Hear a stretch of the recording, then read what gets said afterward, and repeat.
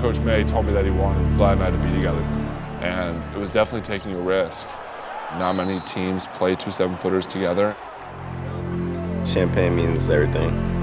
Playing for my hometown team, I'm really grateful for the opportunity to come back home.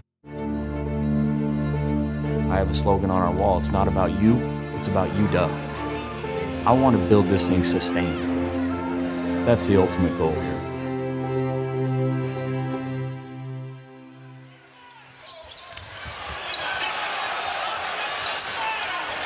Whoa. Nice pass. How well do these two big guys work together? Not many teams play two 7-footers together. He played as a 5. I played as a 5. He has like completely different skills from me. Vlad's a 7-1 bruiser. He's more of a back-to-the-basket-oriented player. He creates for other people. He's a great passer, so you might gonna need to catch the ball, not get a hit in the face.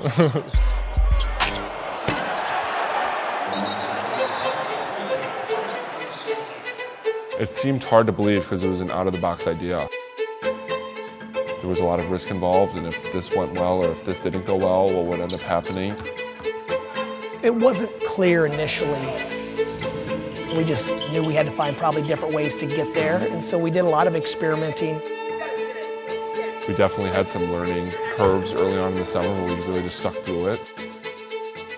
Coach May was just basically telling me that just with how different our games are, that they were going to make it work, and he believed in it.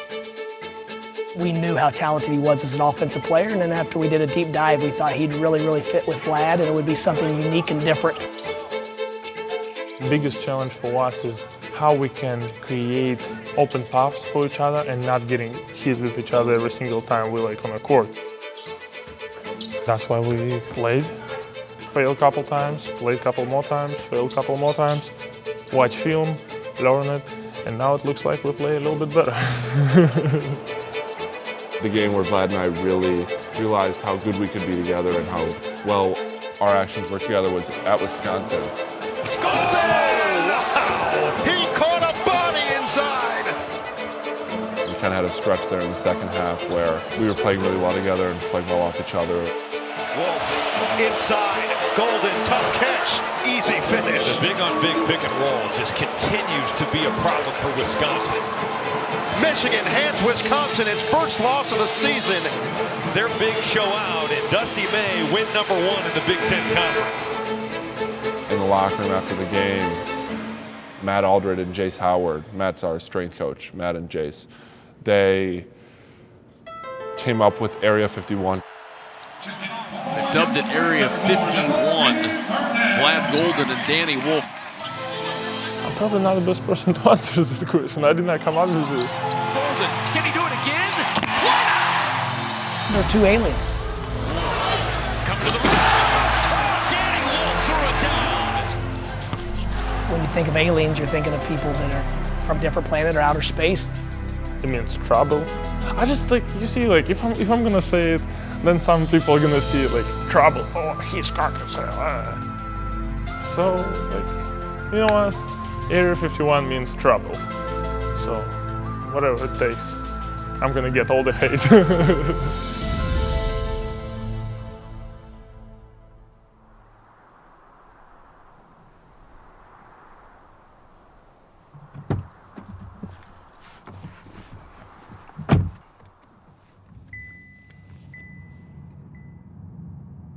For me, it's surreal, growing up here, working out all over this town, being at the rec, being at the ARC, YMCA's.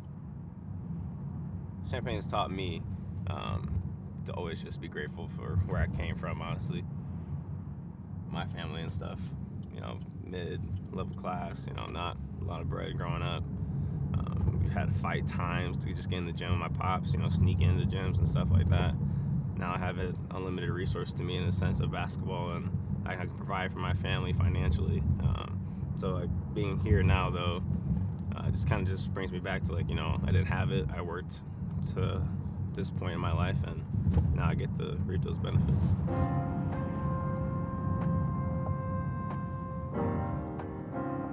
Champaign, Illinois means everything to me. You know, it's our life force, it was our lifeblood, it was our origin story. Kylan's grandfather is from California. He went and played football over at BYU. He ended up being recruited here by Coach Mike White. Him coming to Champaign brought Polynesians out to a small community in a small area. In Champaign, it was very difficult for younger kids to play up. Kylan was a 7th grader on the 8th grade team. Growing up, being on the Urbana middle school team, hit a game-winning shot.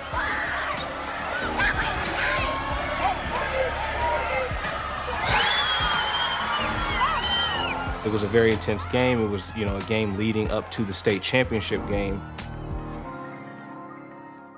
Kylan does what Kylan does. That's probably the one that sticks out most for me in my head. I used to struggle in the YMCA leagues, and I didn't like that I wasn't good. So that's when I started getting that competitiveness inside me.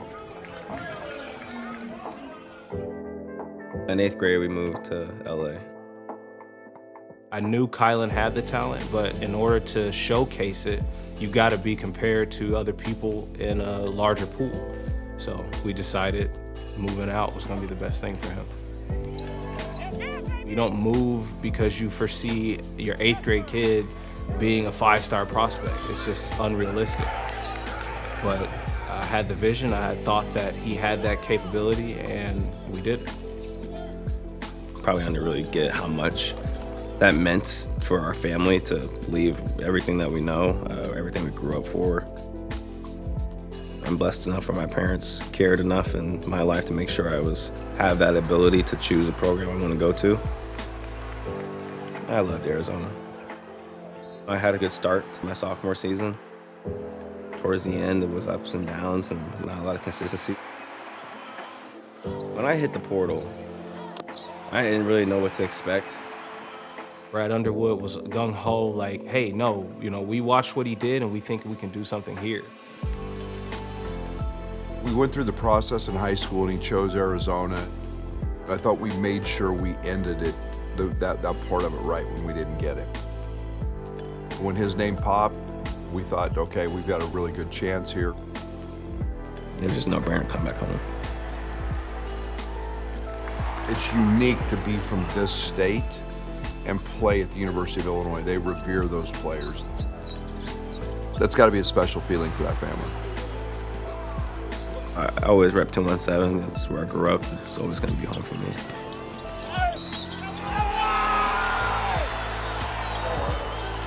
The first thing that is insane is that they do the announcements of the starting lineup. They held Kylan till last, and they say from Champaign, Illinois, and then everyone erupts. That's just a beautiful feeling.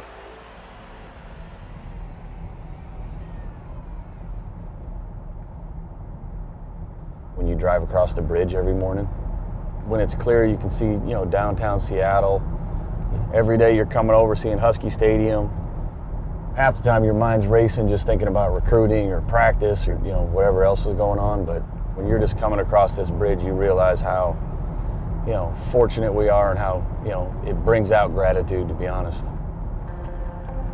Like, man, how lucky are we to be not only just coaching basketball for a living, but being able to do it here at this university. The first real college basketball game I ever went to, I'll never forget. I was shooting in my driveway in Helena, Montana. My dad came home from work. He actually played football here at University of Washington. And he's like, hey, do you want to go watch the Huskies play, basketball? And they were actually playing Montana State. We were sitting at the top. And I'll never forget, even when I was coaching there, I'd always look up at that seat. Now I'm actually coaching the other team too. Let's do it, another morning. The Big Ten, baby. Taking over a program at this level, you're trying to establish a culture. We want to stick with the ball handling and passing stations. We got to do it every day. Ball handling, we can never do that enough of that with this group. Coach did a great job of it at Montana State. Then you go to Utah State that already pretty much had a culture in place that fit Danny. Then you come here and coach is trying to create his vision of blue-collar toughness mentality. UCLA, like, you don't know. Do we dare Mac to throw the ball to the corner? He's either scoring it or getting free throws, or do we dare him to pass? You're giving up 2 points and a foul. I don't know which option's better. I've always been a Husky fan. You know, I really have. I've always followed the program. It was kind of the perfect fit and perfect timing. You guys know it, you can feel it. We just have to continue to do the things that winning entails. We have to play hard, okay? Which we've been doing. We got to play smart now for 40 minutes. A lot of the game, especially the last 8 minutes, it's right here. It's right here. Really, nobody other than my staff knows what we took over. Your foot shouldn't be right here, okay? Because what can he do? He can just step right through, right? You gotta box him in right here. When you see this, you gotta get to here, okay? You have to get to here. You gotta be the cut guy or the dunker.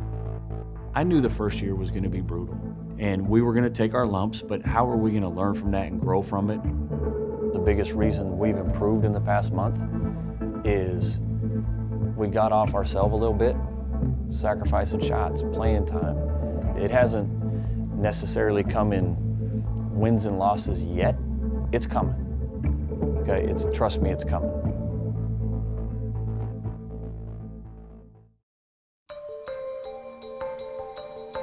I grew up a Michigan fan.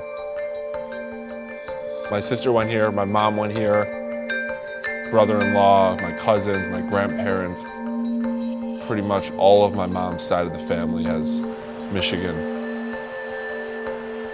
All of Coach Beilein's teams, and they made Michigan basketball in a modern-day era, a powerhouse. They went to multiple Final Fours. Right after the 2013 Final Four year, I got a signed basketball from my grandma for my birthday, and yeah, just a lot of Michigan. I was born in Russia. I liked wrestling, but then I started growing.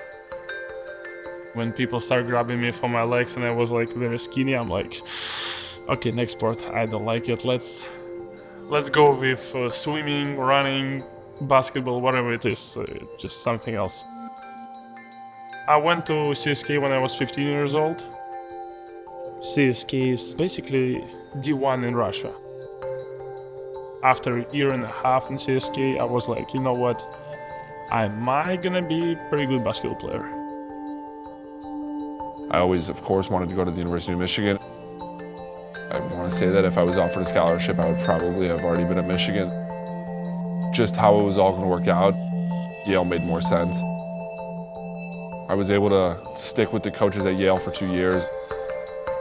Ultimately, I realized that if I wanted to achieve my dreams of playing at the highest level, that transferring up a level to the high major level would be of essence and be important. My coach at CSK, he decided to travel in America and visit different schools. He actually was in Florida Atlantic, and he was like, wow, you should talk to them. As people said, we want him to play at FAU. We want him to play in that system. We like the way you guys do things, so it's a natural fit.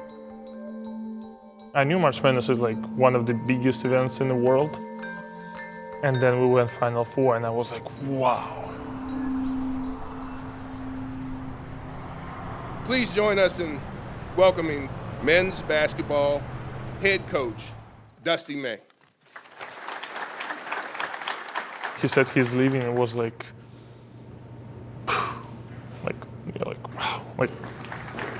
he was sad. He left.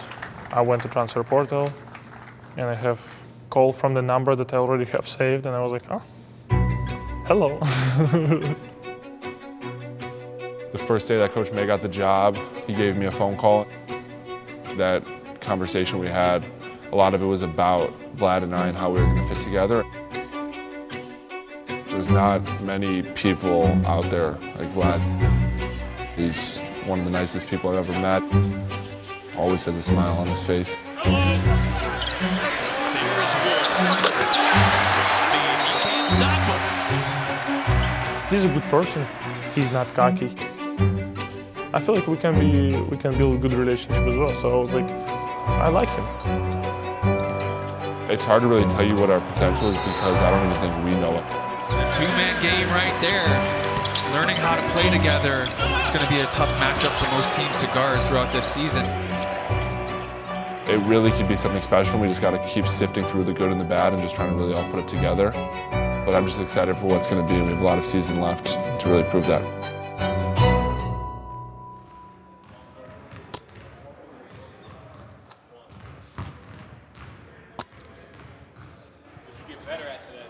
Have live reps and just focusing on my reps.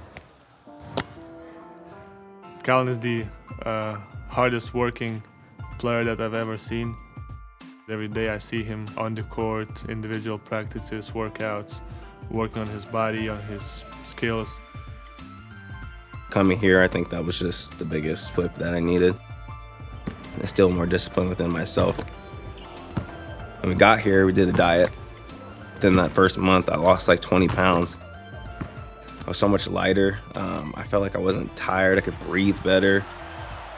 I think right now, Coach Underwood is drawing out a whole version of Kylan that I don't know he understood that he had in him. He's continuing to get better, not just every game, but every day.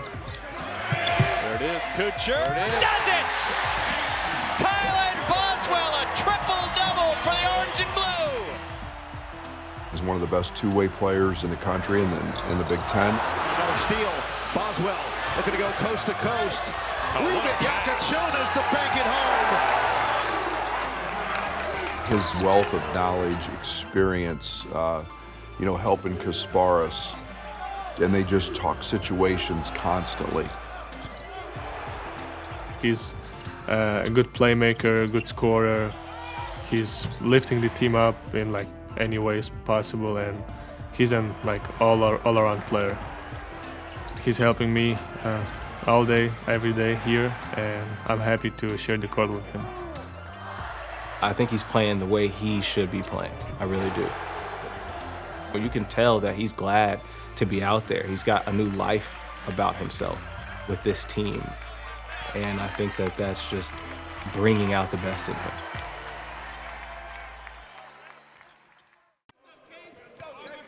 Now listen, you might have to come back over here, okay? Now big, they may be staying, okay? Chin in check, okay?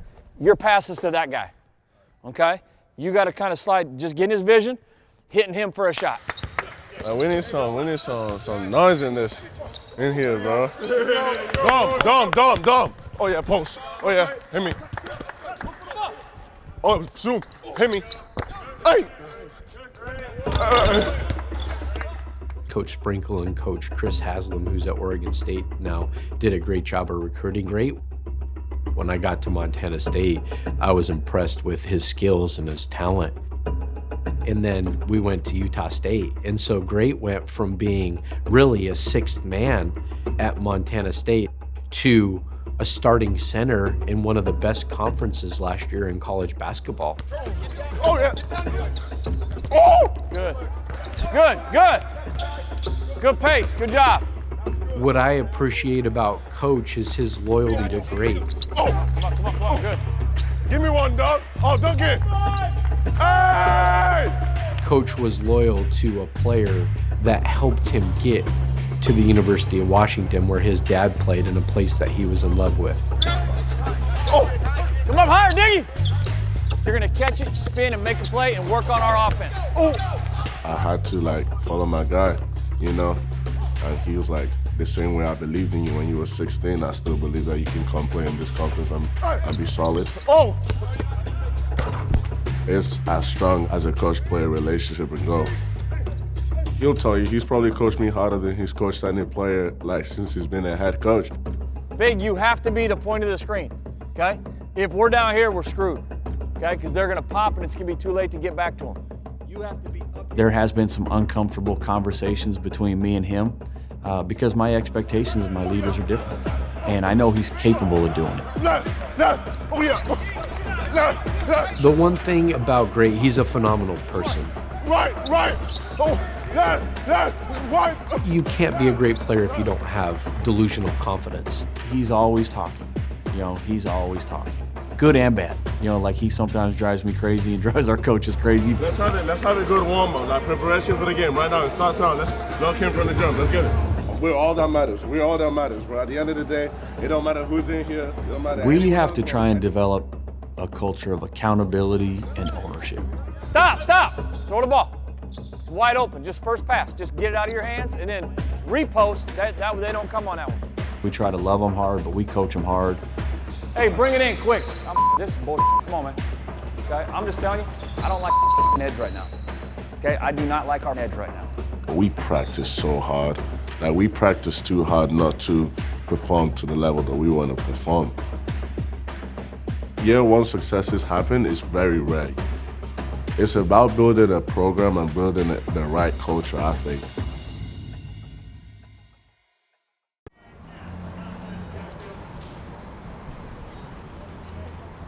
We know what we have to do to win the game.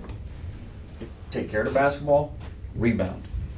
Can we have better energy than them for 40 minutes? Oh, yeah. Okay, who controls that? Can we have better physicality than them? Just for 40 minutes. We don't need it for 24 hours. Okay, for 40 minutes of game time, we have to be the more physical team. Okay, we can't have my bads, man. We have to impose our will on them, man. We have to be the aggressors, not just the first 4 minutes of the game. Literally, every 4-minute chunk, we have to be aggressive. We got to scramble with some great energy. Okay, high hands, and then finish every possession with what? Physical ass box out, man. Let's go. Let's go. Yes, let's go. Let's get it, bro. The aggression always wins. And boots on 3, 1, 2, 3. Defense. Defense. Defense. Bilodeau baseline jumper rattles out. Rebound tipped out to the free throw line and won by Osobor. 1-on-1 downhill. Osobor to the rim, off the glass, got it, and won. Now listen, great. Or Frank, if they're gonna switch, roast his ass. Hesitate, roast him. Harris finds Diallo, top of the key, hesitates, floats it into Kapnong. There's the catch on the left block, up with the right hand, got it and won. Frank's first points come with a foul. Good job, Mike. You gotta come up with loose ball, man. Every loose ball guards, we gotta come up with. Hey, keep attacking the rim in transition. Louis Courtright out top behind the screen from Breidenbach, gets to the right block. Pirouettes, shot swatted away by a dive Mara. Osobor charges right at Mara. Shot just taken right off the palm by Kobe Johnson. Sebastian Macca straight on three, hits another to push it up to a 9-point lead for the Bruins, their largest of the game. Danny Sprinkle's seen enough. Learn our lessons. We make the game so hard. We're not going to be able to go 1-on-5. They're a really good defensive team. Huskies need some momentum. They got to find it. 6-point game. Give it to Davis, right wing three. Back to the rim, no. He's 0 for 6 tonight. Long rebound, tapped out to Davis. Lets it go again. The link comes off the rim, and it's a 3-point game.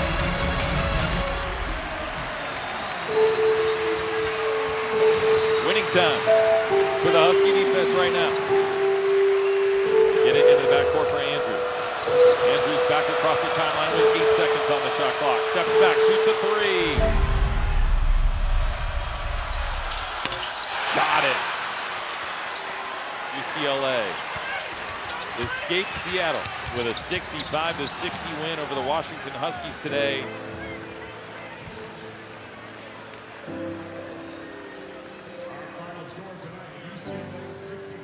It hurts for the guys because, like, they are playing hard, man. They're competing, and but there's a lot more to. You got to do a lot more than that to win.